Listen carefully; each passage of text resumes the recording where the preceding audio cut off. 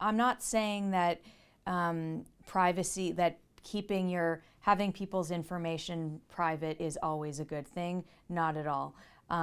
So there's research on pay transparency and how sunlight disinfects. So when pay scales are more public, it can lessen inequities in pay. So there's a lot to like about making things public. And in fact, my co-authors, Ryan Buell and Bhavya Mohan, and we have some work on how when firms, cost transparency, so when firms reveal the costs they incur to make a good, that it makes people trust that firm more and buy more from that firm, which is good for firms, but it's like showing an upside of it. And so like on a reputational level, I think it can be helpful. So, but I think it can also backfire. I think that one of the things I think that's tricky about the digital world is that I think it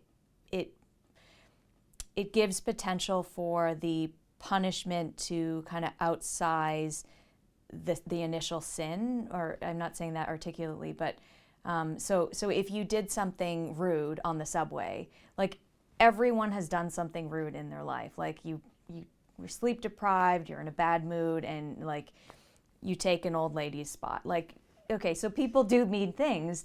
It doesn't mean they're always bad people, but we see examples where like someone surreptitiously records that and it goes viral, and that person is like deemed a terrible person, and that seems unfair for me. Unfair that like the sin is a small one relative to the punishment that they get and the reputational consequences. So I think there's challenges.